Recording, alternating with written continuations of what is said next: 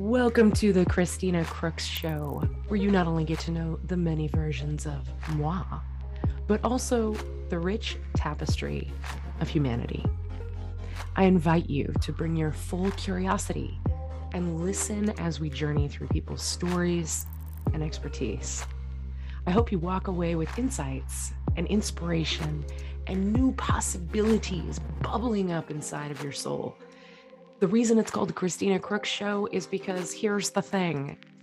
I don't always want to do the same thing. I like a variety in my life. I like to explore different rabbit holes and different people and different interests. So together in this podcast, that's exactly what we'll do. Have fun, and we'll see you soon.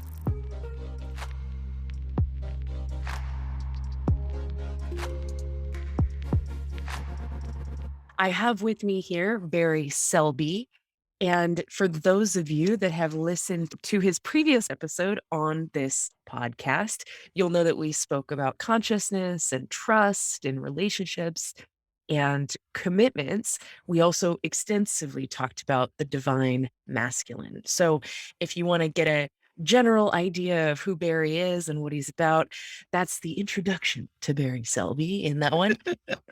And this is round 2, where we're just going to have a conversation.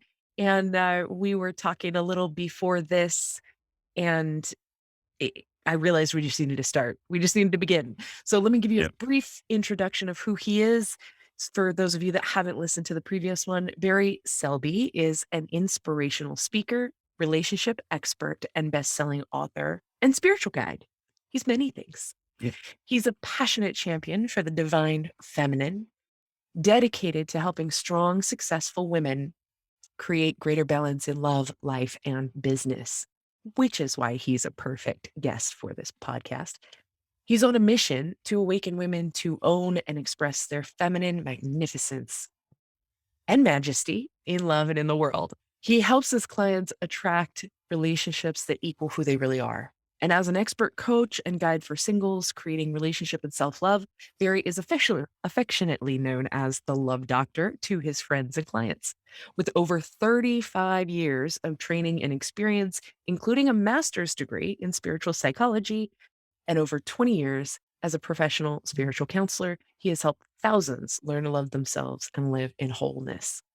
His best-selling book, 50 Ways to Love Your Lover, helps singles and couples embody powerful principles for passionate and richly rewarding relationships.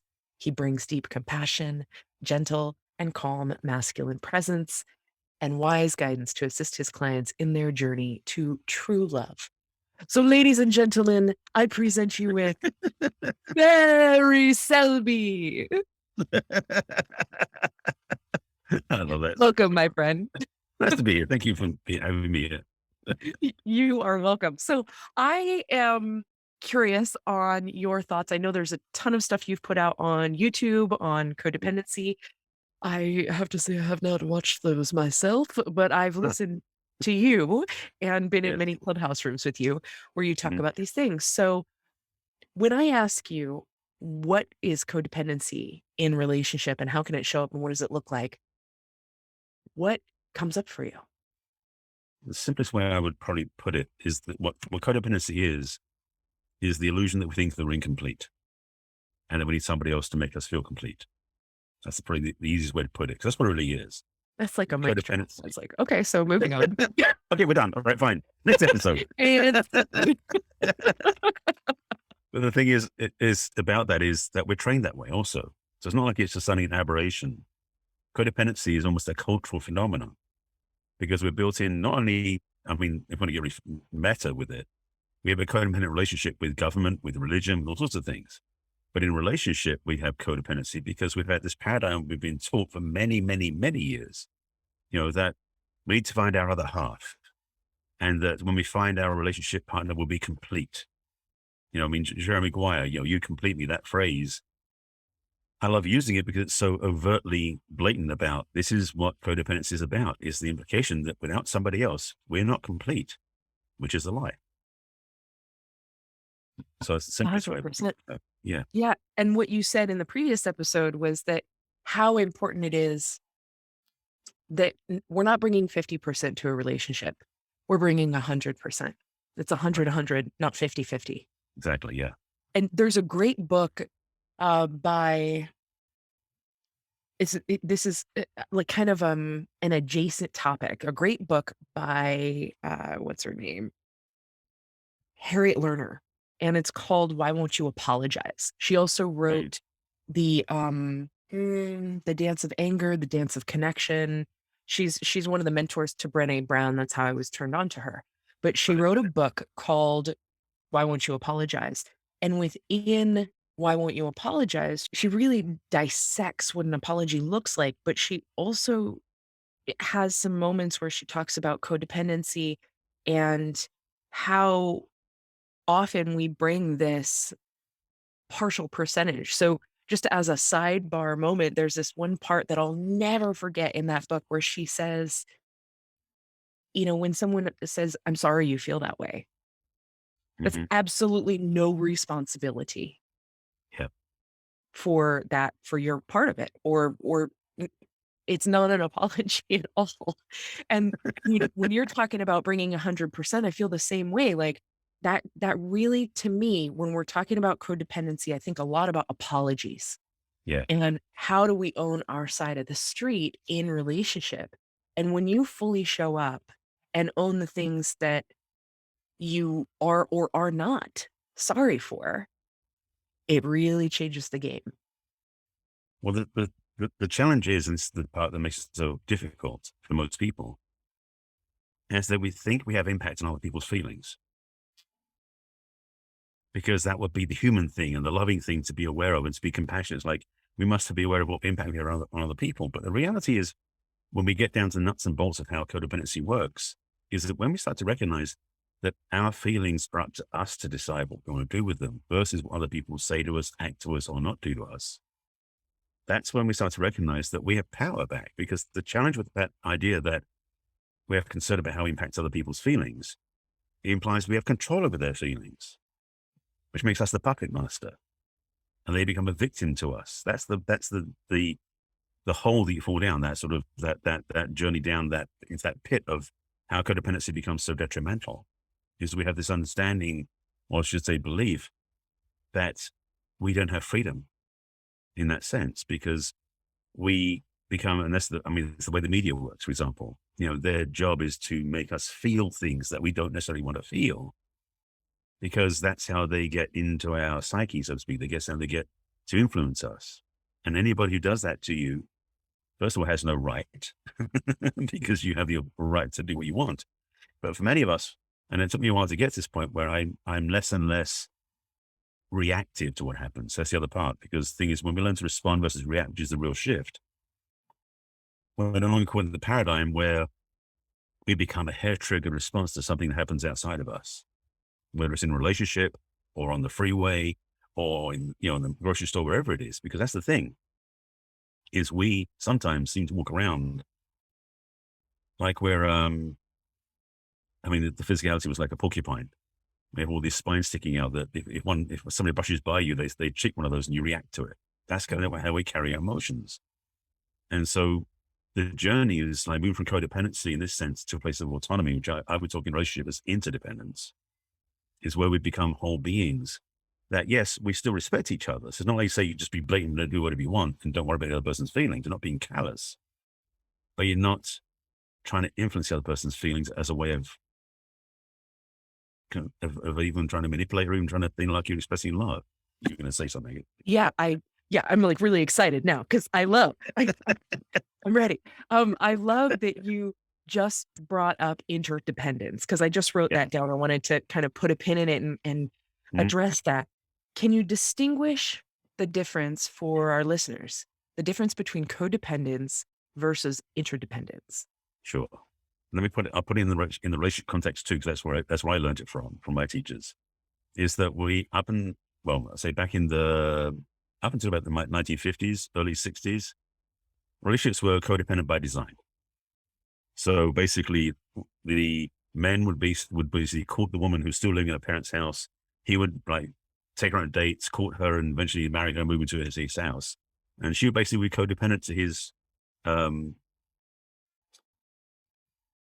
caretaking ability. He has the money, he has the job because, women didn't have bank accounts and credit cards till like early 70s, which is like 50 years ago. Financially codependent. Yeah. So the codependence was required because of the way society was structured. But when the sexual revolution happened in the 60s and into the early 70s, women's liberation, feminist movement, etc., women started getting autonomy. Women started getting their freedom. Women started getting to recognize they could take care of themselves. And Did you so, know, as a sidebar moment, that please. women in the army wives, I'm like, what's the word? Military wives Mhm. still need to ask and have approval from their husbands to have certain medical procedures related to them potentially not being able to have children. They still need their permission. We've got a way to go.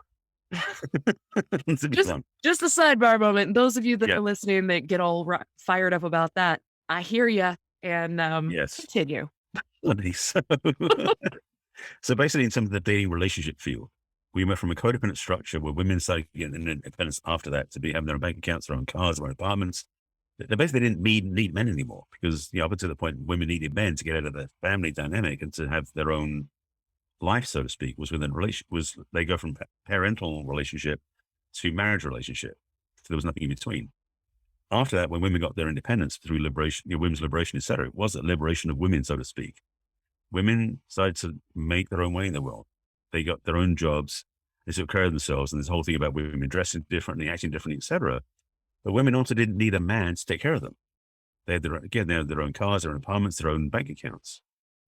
That's when relationships became more independent based, where basically men and women no longer need each other. They stood independent of each other because that was the pendulum swing away from codependency into independence. But the thing with that is, being independent, there's no real intimacy, there's no real connection, no real togetherness. Interdependence is the extension beyond independence, in place actually comes almost to it's almost like, I'll say full circle the wrong way, but basically it takes it from codependency, which is really enmeshed and dysfunctional, to independence, which is separate, also to a level of dysfunctional, to interdependence, which is really a healthy way of interacting where both individuals are, again, 100-100 versus 50-50, Mm. but also they add to each other by bringing what they have uniquely to the relationship. Because a relationship, I talk about this in my book about relationship is, 200. It's not 100. No, it's not 50-50. It's 200 altogether because it's 100-100. But really it's more than that because each partner brings all of their additive gifts, experiences and life to the relationship too. So it becomes even bigger. That's the interdependence because there's things that couples can do together, which is more effective, more successful than they can apart. Because when you're independent, there's no real mutual support. Whereas interdependence is that mutual support, but it's not based on enmeshment and codependency. It's based on respect, mutual devotion, but also a level of something for autonomy within the relationship. So both partners have, so like the way I describe it this way is that visually, for those watching online, codependence is like two people, like hands together, like you're praying. Like if you're trying to explain this to people not watching, it's like face to face, nose to nose. You can't see where you're going because you're blocking each other in a sense. That's codependency. It's totally like you can't function in the world. If one moves, the other's going to fall over. So that's what codependence is like. Independence is just two people just doing their thing and they might come together once in a while. And that's the way it works. Interdependence is side by side walking in the same direction towards the future. So the visual for me, the way I talk about it is that when both partners together, they both have their ability to see, to interact, to do things in the world, but they also come together as a team. And that's what for me, a healthy relationship is, what interdependence is. It's additive. I love that, and I love the way that you describe it in this circular fashion. It's interesting because 'cause I'm reflecting on my own life and going, "Ooh, we're kinda independent in some places." Yeah. I'm doing my thing and you're doing yours. And we're learning how to be interdependent because my partner and I are so different in Mhm. our interests. But that's part of that contrast is part of what keeps us interested in each other too. Right. I love your explanation of that and your explanation of or your differentiation between codependence and interdependence. I want to circle back to impact on others. So you were mentioning not being there was a way that you said it of Yeah, I Not don't very crack what I cool. say sometimes. It comes through me and it's out. So I don't. I hear you. I hear you. I do the same thing. Every once in a while, I'll have someone quote me on something, and I'm like, "Oh, who said that? That's good. You did. Right. You did. Wow, Right. good. I need a note taker wherever I go." So impact on others. Like I say this a lot when I'm facilitating groups. If I'm running a clubhouse room, please be aware of your impact on others. Yes. But there's also some distinctions to be made in here that I'd love you to speak to. And that is wow, I got like so excited. I kind of spit a little. Um, like really excited about impact on others. There's two sides to this. One, I do want people to recognize and be aware of how their language and how their words are landing for others in the group. Right. And I also want people that are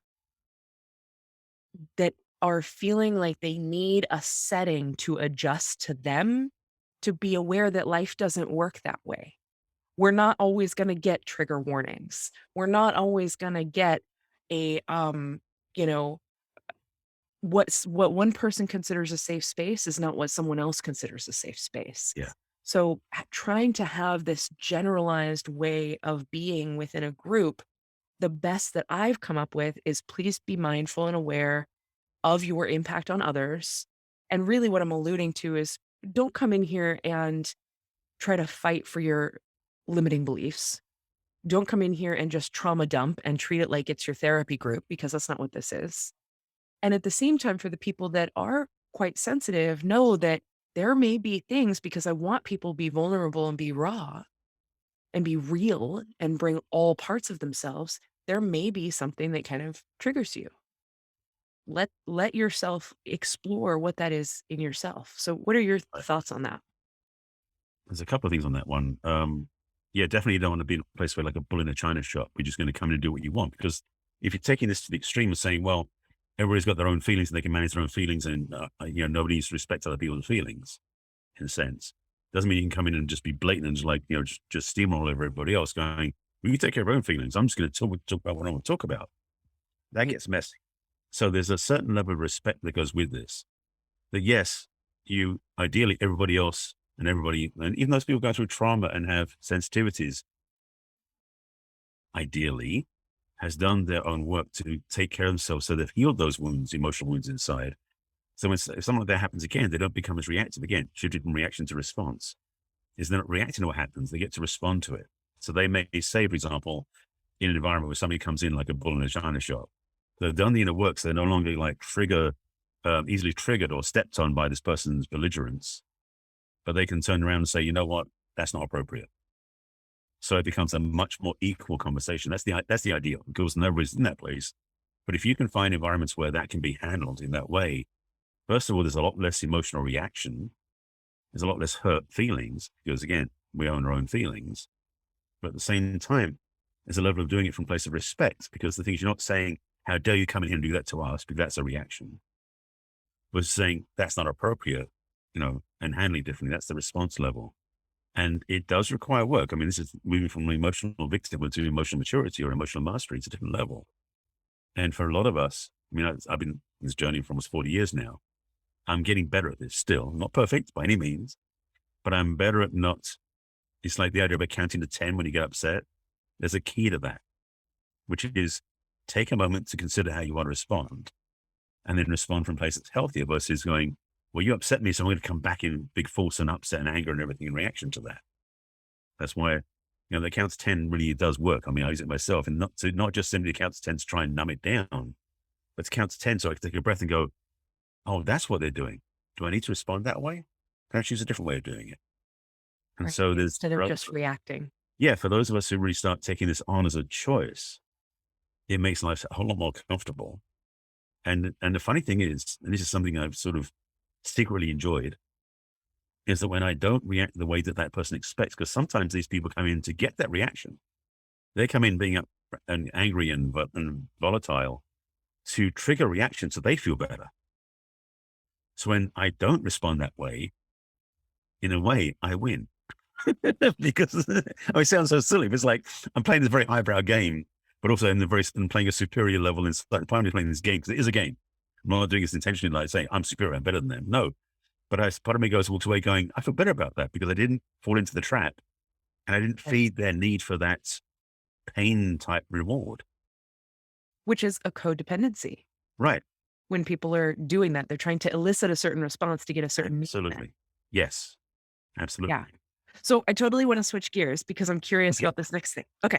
Let's we're switching Take it gears. up. Yeah. All right. So in the world of dating, Oh, I yes. find I find yes. I find this interesting and it's I am a serial monogamous. I was in a relationship for almost 10 years and I was married.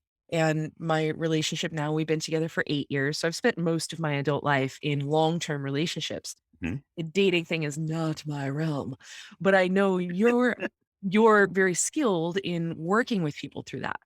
So what are some things that kind of want to ask this? I know there are a lot of people that are out in the dating world, and I hear it from both sides. Like, I hear women feel like there's no good men available and that all the good ones are married, right? That's like a common Yeah. cliche statement that we can all hear quite often. And then I hear men saying, "The women I meet are really immature." These are overly simplified, but I hear that those 2 a lot. What do you say to people in the dating world with regards to bringing 100%? Because we've talked about it, like, in an Mhm. already established relationship, Right. but people that are in the dating realm, like, how do they bring 100% and how can they show up in a way that is fully showing up, but it's also, dating is kind of a game. Like, It's a what are your dance. thoughts on all this? Yeah. I would say dancing is dating is definitely a dance because it is a chance of courtship and that partnering type process. The, well, first of all, dating should be a place that you get to explore and test drive environments with people or people in environments. So to come from a place of like, I've got to find the one, and if you're not the right one, I'm doomed. Is again, that's codependency. It's the trap. It's not healthy. And in dating, oftentimes I've had to say to this clients, when they start saying there's no good men out there, or there's no good women out there, or that they're all bad, or there's nothing but bad people out there. Well, we create our reality by what we say. So if you're going to keep saying that, that's going to end up be ending up what you're seeing. So you have a choice. You can change your languaging up front because the reality is not what you're saying. Because yes, there may be a bunch of bad people, judging people, no good people out there. There's also a large batch of people who are great and wonderful and appropriate and matching. But if you keep looking through the lens of only bad people, all you're going to see is the bad people. So first of all, choose to look with and where you're looking from, because that's going to govern what you're going to see. Secondly, the 100% in the dating is to bring yourself present. Don't bring an agenda. Don't paint this new person with the brush from the old relationship. That's another lesson, by the way. We have a bad habit doing that. We drag our old relationship hands into new partnerships. It's like they don't deserve that paintbrush. So put it down. So when you meet somebody new, make it your mission, your opportunity to find out about who that person is, because they are different. They're not the same as your previous ones. They might remind you of them, but they're not the same person. So find out who they are. Enjoy the exploration. Be fully present with both them and also with yourself. And be honest. One of the biggest parts of codependency is withholding of information. There's a certain manipulation that happens with that. One of my favorite books about codependency is by Gay and Katie Hendricks called Conscious Loving. It's been out for 30 years, at least 40 years. One of their first books. And in it, they talk about the microscopic truth as a way to break codependency. So when you're out on dates, not that you tell them every detail about your life, but don't fudge. Be transparent, be honest with somebody when you meet them, because that brings you present, first of all. And secondly, that makes you more visible to them. And that's part of constructing a more healthy connection with somebody else. And I will say this as well, that like if you're, I've said this in talking about when you're dating multiple people, is better to be honest than to make up lies, because honesty is so much easier to keep track of. You can try and make all these lies, it's hard to keep track of stuff. When you're honest, it's just like the truth. Done. It never Right. changes. So it's easier to date that way. So I highly recommend, if you're on dates, bring yourself fully with yourself and be honest all the time, because that's the way to be again, ownership of your stuff and to be present in the opportunity. Yeah, I worked with a client about 6 months ago that wanted to have an open relationship, and Mhm. she was single at the time, and she was talking about wanting to start dating again, and then she met someone, she was like, "I really like him, but I've also realized I I don't want just one person. I wanna be in an open relationship, and I want multiples." Mhm. And so by the time we ended our coaching relationship, she had 3 boyfriends, and I was like, "That is way too much work for me. That I don't understand, but do you, boo boo," and she loved it, but she was honest with Yeah. each one of them. She was really clear, like, "Look, this is my lifestyle. I this boyfriend comes over these days. You can have this day." Like, that's how it worked out, and I don't know if it would be as easy the other direction, for a guy having multiple girlfriends, but for her, they were all like, "Okay, that works." Like, they were all fine with it, and, Right.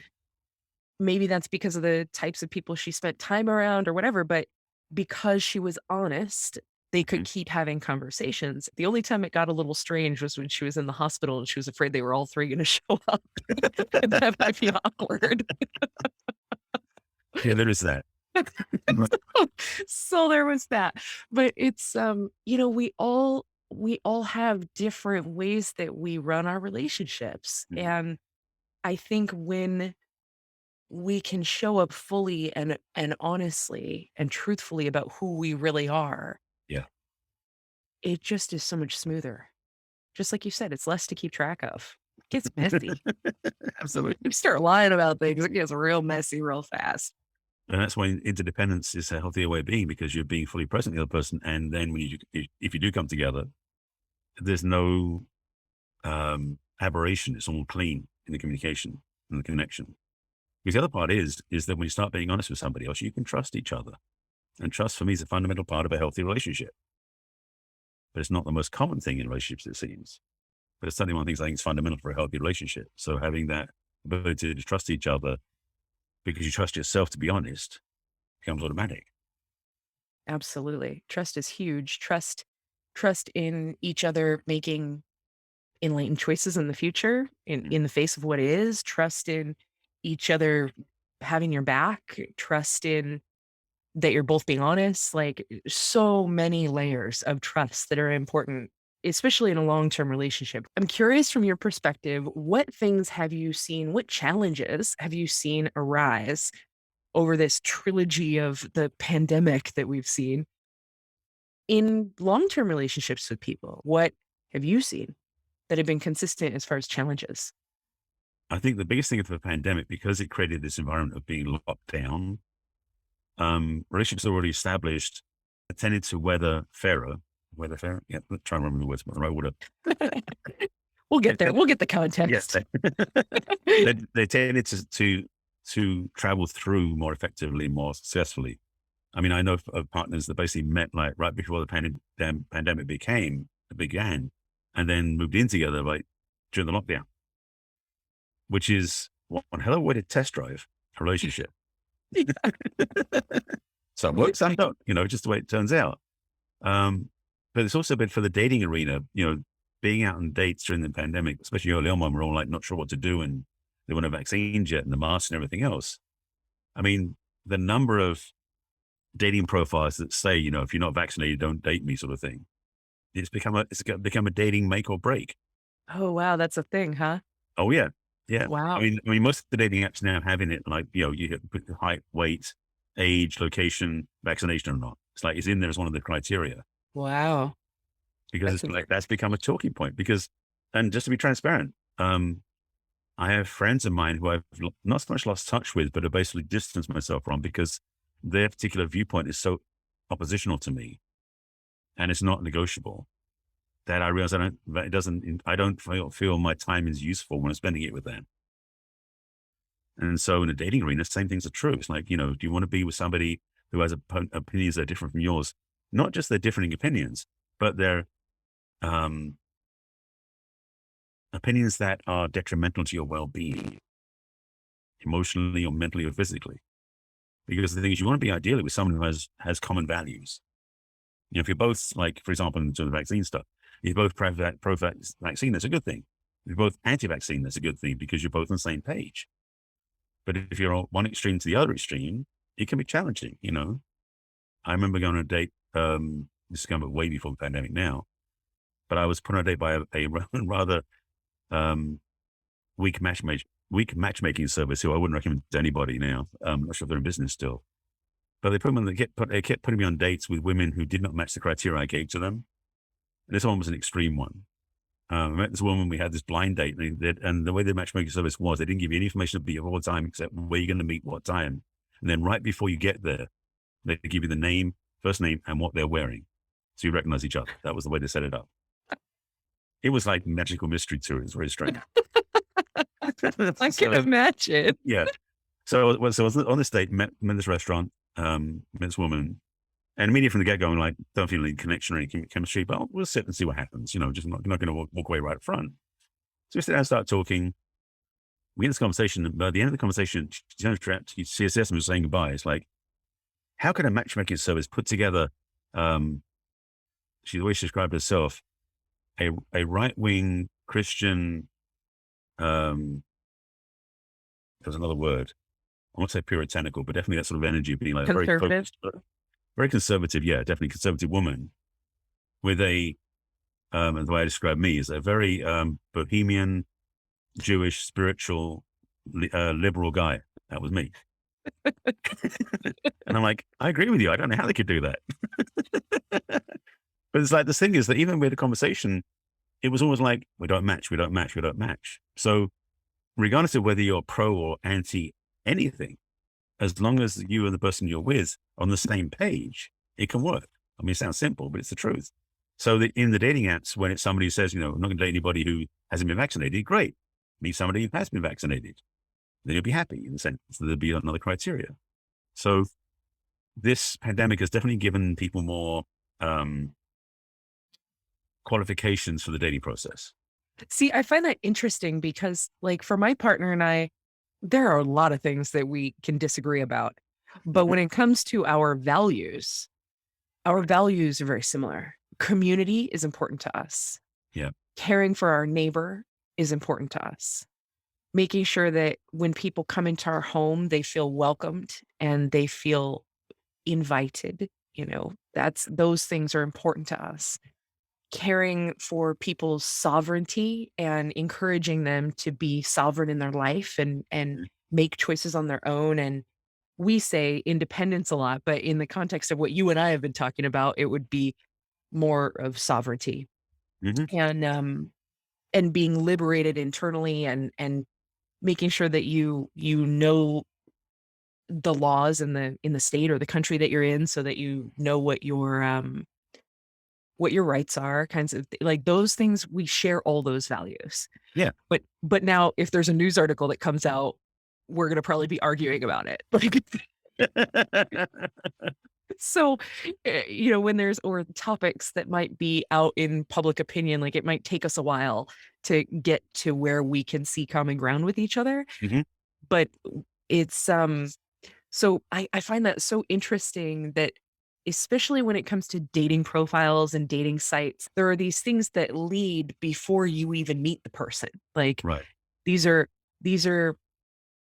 I'm conservative, for example, or I'm liberal, or I'm this, or I have been vaccinated, or I haven't. Like, those things are leading before you're even being. Right. Well, part of that also, and what you said about with your boyfriend is key, is that having difference of opinion is not a bad thing. But having the ability to stand in your positions and discuss things and find common ground or middle ground, that's a healthy relationship. So if you happen to meet somebody who has a different position to yours, but it is not like so rigid in it that there is no movement, that you can actually talk about things and get to understand each other's position, that's a different story. Well, most people seem to have become very attached to certain positions they don't want to give up. And to be on the other side of that position is like, is it worth the effort? I hear you. If you're in an established relationship, those things come up. That's a different story because you've already got investment with each other. And it may be this point where you say, let's see where this goes because I'm not going to give this up yet.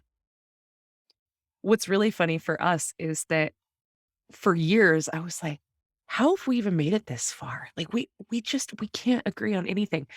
And then I realized I said to him one day, this was probably at our 5-year mark, 3 years ago now.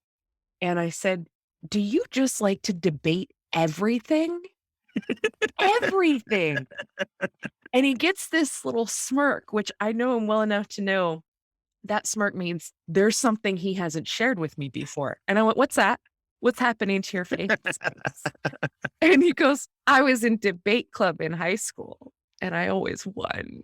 And I went, "That's I love it. it."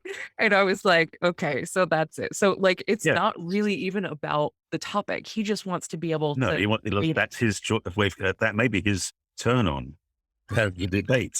it. It totally is. But for the longest time, it drove me crazy. And I'm like, "Why Right. am I even participating?" And I would still participate because I wanted to be right. And I really that was like Well, that's a whole other point about relationships when you're both attached to being right. that's a tough one. Yes, tell me your thoughts about, attachment to being right, because that's Well, the thing, I know that arena well. yeah, the thing is, it takes, I think, a greater person to say, you win, or I'm wrong, or I give. Because a lot of times people are so fixated on being right because it validates who they are. That's the trap of codependency again. Because when we are only feeling whole when we have something that happened that we get to be victorious about, it's backwards. Because really what it is, remember we're whole, then have victories, then be successful, but also be less attached and having to be hooked in so that you have to be right to be happy. Mistake. Be happy first. And then if you're right or wrong, doesn't matter. It's your happiness. Your ego may take a blow if you're attached to positions, but internally you still feel autonomy. You still feel whole because you've learned, it's like this is some seminars years ago too about, you want to be right and you want to be happy because it's almost like a either or, you couldn't have both. So being happy is the preference. And then when you have the discussion of right, wrong, and being on either side, it's like, yeah, it'd be nice to be right, but I'm not attached to it. So Yeah. that's moving out of the codependent trap. One of the ones that we used to use, we don't use it as much anymore, but we used to say to each other, "Do you wanna be right or do you wanna be connected?" Mm, Because when we were both trying to be right, we were very disconnected, yes. and we were just kind of battling, our egos were battling, like, "This is my perspective. No, this is my perspective and why I'm right."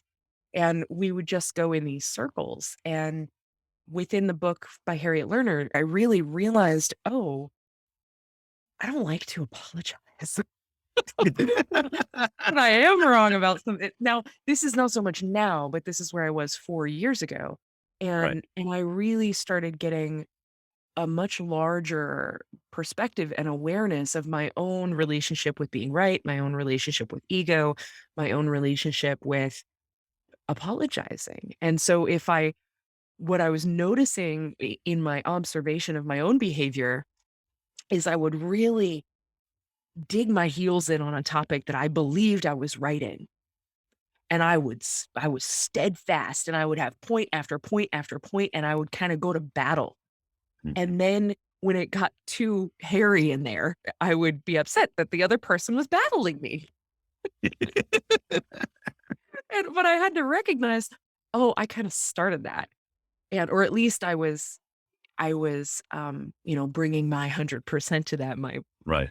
my own battle energy, and it was definitely happening in my relationship, so I have trained myself, and I'm still a as you say, I'm still learning these things, and I'm still a work in progress, but I'll pause and try to catch myself and ask him more questions. "Oh, why do you think that way? Tell me what your thoughts around that. Why are you so passionate about this? What does that mean for you?"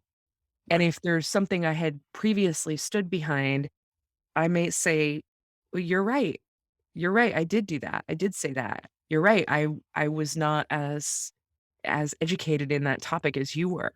Our common point is he loves to research different things in the news, and I Mhm. could care less. Right. So you did steady you through arguments. Yeah, nice. Right. And so I'd say, then I wanna go research that topic so that we can have an intelligent conversation. Because half the time Yeah. I don't know what the background is or the context. That's the And fun part. We'll say that's the fun part of relationship is when you have the ability to enjoy the discourse and that dance. I mean, part of the um, fun of relationship and the romance and also almost sexual attraction is to have that polarity. Because the thing is, we talked about in the last episode about divine masculine. Well, in the alchemy, the chemistry of relationship, what creates the attraction is the um, difference between one partner's masculinity and the other person's femininity. Those two don't sit in the same place. They have very opposing positions in the spectrum, so to speak. So when you and your partner can have these um, discourses, I want to say debates isn't necessarily the word, even though you're talking about your partner was like, head of the or champion of the debate team. That bit to play in that field can be a turn on because it creates that polarity, it creates that attraction of the differences. right. Because if you're just always saying, you're right, it kind of deflates the experience.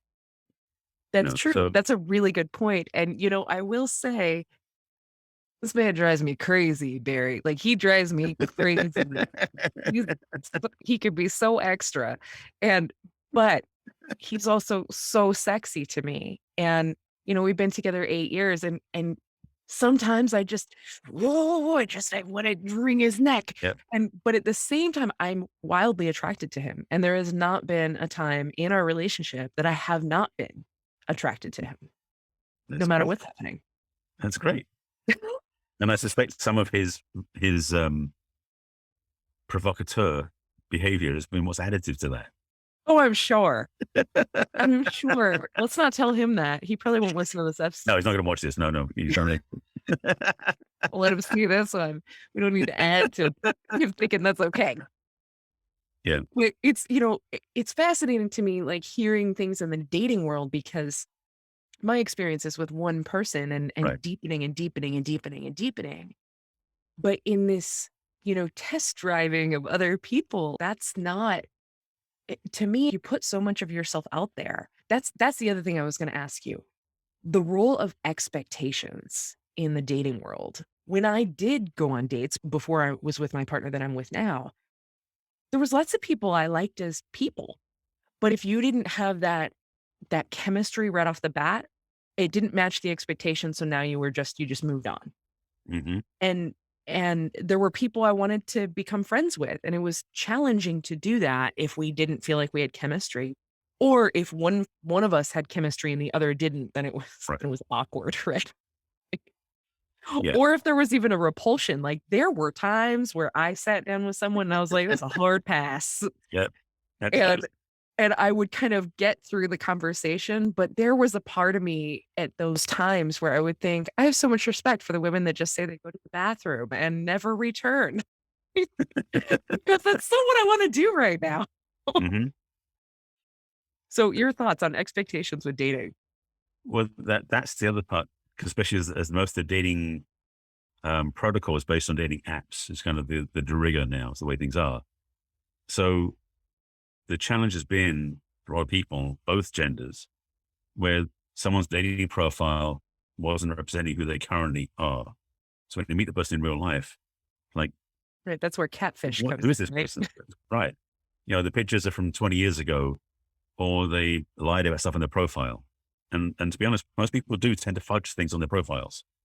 So being honest in your dating profile to match who you are, and as simple as getting pictures that are reasonably up to date. And because the thing is, especially with the pandemic, a lot of people's physical appearances have changed a lot in 2 years. So, Yeah, there's the I mean, COVID-10 or something or COVID-30. right. People gain weight because they've been or, home. or the sourdough, yeah. Oh, But the thing, oh, but there was that whole trend. I was one of them. I still have a starter in the fridge. I Um, didn't need a pandemic to make sourdough a thing. So anyway. but the thing is that the dating profiles oftentimes, like what people with dating profiles like where they have like one picture repeated 3 times just of a headshot, or they have pictures but only wearing sunglasses. It's like one of the challenges I think for the dating arena is, can you be seen in your dating profile so somebody recognize you as an attractive person? Because if your pictures show only you, like in a group of 10 people, so you can't see how you look exactly, or only from the neck up, or only with sunglasses on, there's limited information. And it can be mysterious and uncertain and stuff like that. But the more you can put in the profile that's not your whole life story, but enough to be honest and invitational. So somebody goes, oh, I like what I see. And then when you meet them, it's a match. Now, I've said a lot recently also about the dating for the safety point of view, modern dating, is because after the Me Too conversation started, 3.5 years ago, there's been a lot of talk about how women can take care of themselves better and to be respected better. And so I've said, as a recommendation for the last couple of years, in fact, when I'm talking to my clients, is that when you go on a first date, don't go on a first date, go on a pre-date. Set up a time to meet somebody, especially for the women who want to meet somebody new, a man who they don't know yet. Because frankly, there are so many predators out there and scam artists out there too. So you want to navigate this place safely. So I recommend to all the women I work with, because I work with women primarily, is to go out on dates that you choose as a daytime meetup, somewhere public, where you both navigate your way there so you're not dependent upon the other person. But also do something light and cheap, meaning they go for coffee or ice cream, go for a walk, go hike on the hills, or go for a walk in the park, or go to a museum. Do something that is active, where you get to talk and get to know each other, but there's no big investment on either person's part. So there's no responsibility or sense of owing anybody anything. So it doesn't work, you can walk away. It used to be like you go on a date, get dressed up, the man would be ideally spending the money on the date. And so sometimes he would expect something from the woman, which is always a challenge because that may not be what's wanted or desired on either part. So to set up an environment where there's a warm-up period, like having a rehearsal before the main event, in a sense. You get to see the person, you go, I like this person. I want to see them I want to go on a real date with them. Or you go, as you were saying, like, no way in hell. You can walk away clean. There's no sense of guilt inside. There's no sense of owing anybody anything. So you create a safer place. And partly because of what we've been through the last few years, but partly it's common sense now because the dating apps are not a guaranteed safe environment. Right. I'm thinking back to some of the experiences that I had, and mine were not typical. I might go out for a drink and appetizers, especially if there was a band playing somewhere or live music or a game night or something like that. Then Right. that might be something I would do. But I got so tired of it, Barry, especially with dating apps. I would have guys reach out and say things like, "Hey, beautiful," or "Hey, gorgeous." And that's the quickest way for me to be done with you. And and I remember this one guy had messaged that, and I was like, "You should see how beautiful my fake leg is." And Nicely done. he apparently thought it was funny and then didn't wanna stop texting me. I'm like, "Well, that backfired." Yeah, that didn't work out the way you planned.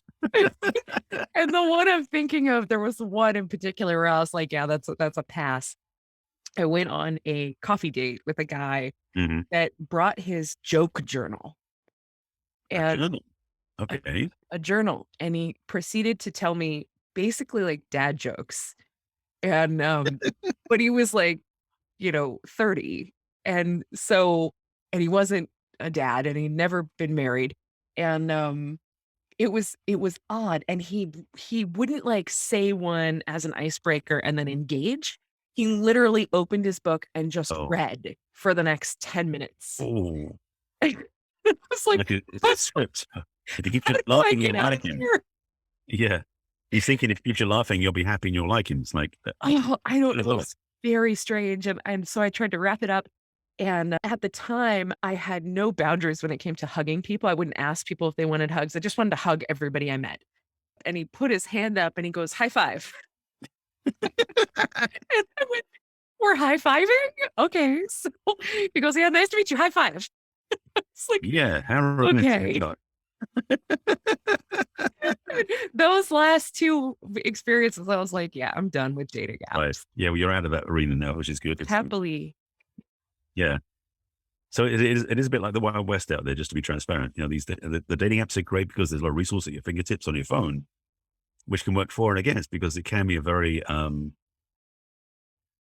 say callous experience. We just like swipe, swipe, swipe, actually taking your time to look at anybody, and good or bad, that's just the option. So the dating apps or using a matchmaking service or just getting set up by your friends, there are different ways of meeting somebody. And it's really about do you connect with them? You Do know? you find that it's more successful for people to use a matchmaking service or a dating app versus like I would tell clients, and I don't know how accurate this is, and I would tell them, I'm not in that world, so this is the best advice I can give you, Mhm. would be for them to do more things that they enjoy that happen to also be places where there's other singles. So if they like to hike, find a singles group that goes hiking. Things like that. Do you think that that's more effective than dating apps? Well, I do a weekly web show on every Thursday, and I think it was last week's episode or the one before that, where Christine and my co-host and myself talked about the things we should do. And she does a lot of stuff with volunteering with equine therapy. So she loves playing with horses, and also she loves working with the kids that come out and get support from trauma healing with the horses. Like a guy who does that too will be a great starting point to make rapport with her on that. You know, Right. when this is the thing. If you want to meet somebody, go do things you love doing. Don't go do new things to try and meet somebody. No, do what you love doing. So if you love hiking, yes, then go find a hiking group that does singles hiking together because you meet somebody. Don't just start hiking to find singles people because you may not like hiking after all that. And then you end up going, well, I'm in this relationship. So other things you love doing. If you like volunteering, you go feed the homeless or work in an animal shelter or something else. You do beach cleanup. Is find groups. Now, obviously some of the groups are not singles based, but there will be single people there. So it's a good thing to do, definitely. The difference between matchmaking and dating apps, first of all, is the investment. There's obviously a different investment between the two. Right. Matchmakers, and I know quite a few, some which I recommend, some which I don't, because matchmaking is definitely if matchmaking doesn't include a level of guidance counseling as well, it's not valid for me because ultimately matchmakers need to have the whole person in mind, not just simply pairing people up by the numbers. There are matchmakers who do either one of those things. So I'm saying spectrum.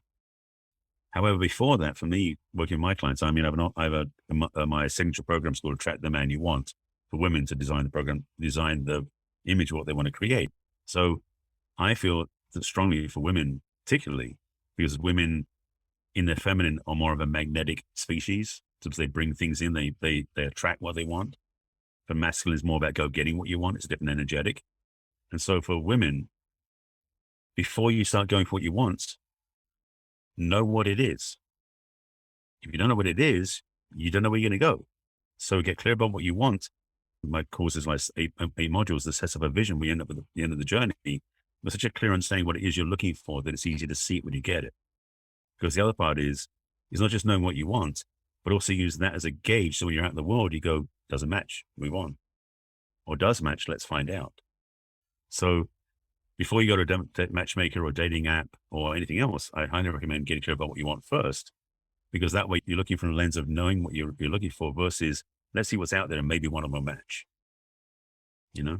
Yeah, absolutely. And if you send me the link for that, Barry, I'll put it in the description for this Sure. episode.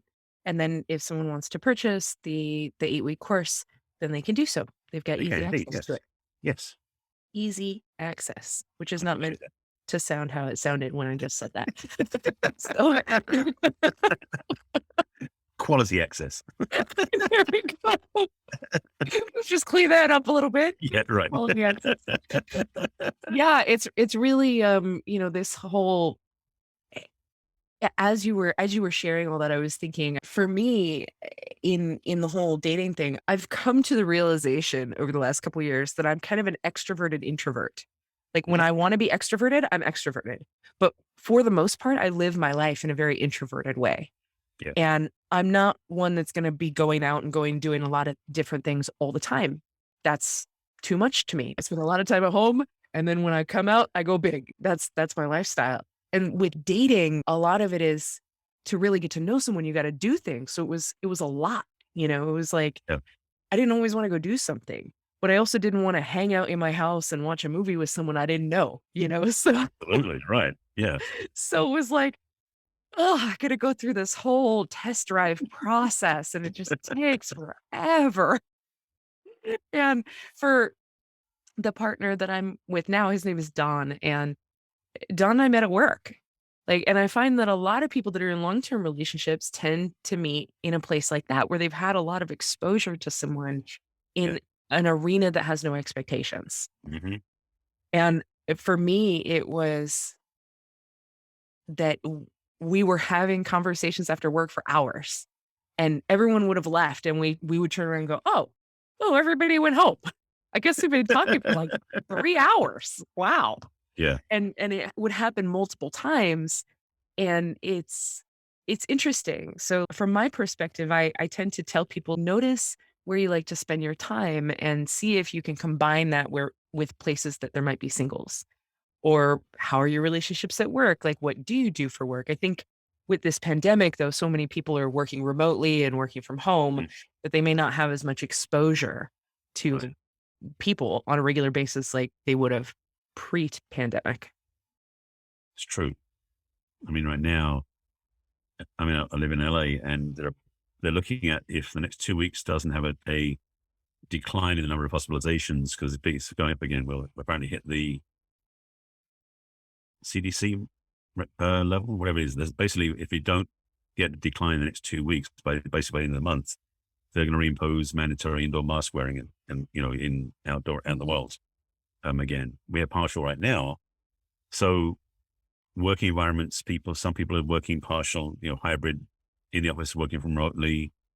Environments you go into, sometimes you can see people, but sometimes you got to wear masks. You don't get to see what their face looks like. That's one of the biggest things about the pandemic is when you only see somebody's face as an outline because they're wearing sunglasses and a mask and a hat. How do you tell what somebody looks like? Yeah, totally. Most of my listeners know that I have my own business and I'm a coach, but I did work at a company for just a short amount of time when we were starting to come out of lockdown Yeah, specifically. They were still wearing masks. And I remember she had taken her mask off when it was my last day. And I had all these assumptions of what she looked like underneath. And it just, there's so much that happens from the nose down yeah, as far as nonverbal communication that we really miss out on that. absolutely.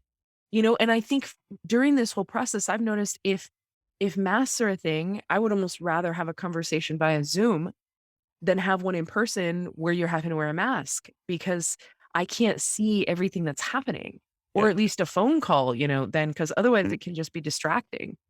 And right. and I'm going, what's happening under there? Like, I don't know. That's why outdoor dates are good to do because you can basically walk around with that mask on outdoors more easily. So independent of pandemic environments, you have some freedoms. But that's the thing is that we live in strange times currently still, even though it's Right. almost over. But of course, when it's really over, we'll find out when we get there. Um, Finding those common ground things, finding those qualities and those things that you value mirrored back to you is always a great feeling. But it starts within all the time. So, know who you are, know what you want, know what it's about for you before you even start. That gives you a much healthier place to start from. Yeah. Yeah. There's so many more things I could always talk to you about, Barry. It's been a great conversation, and I'll stop myself there because it was going to open a whole nother avenue. And Another episode, perhaps. but these are great. It's always fun to be with you, and we've gone Likewise. from codependency to dating to long-term relationships to the pandemic, and it's fascinating. And so I hope our listeners get something out of that. And very single for all you ladies out there. Oh my God, she outed me. You can send him a friend request on Facebook. I will post in the description links to you, Barry, so that people can reach out if they'd like to take your course, and a link to your book, just like I Yeah, did in the last description. Until next time, my friend. Thanks for being here with but me. next time. My pleasure. Thank you for having me. I hope you've enjoyed this episode of The Christina Crooks Show. If you'd like to learn more about our guest, you can explore the show notes, and there should be information about them in there. If you'd like to reach out to me personally, you can go to my website, christinacrooks.com, and learn about different offerings we currently have, or set up a call with me personally. I hope that you take away some insights and some new inspirations, some new zest for life. And I hope, above all, you have a really great day.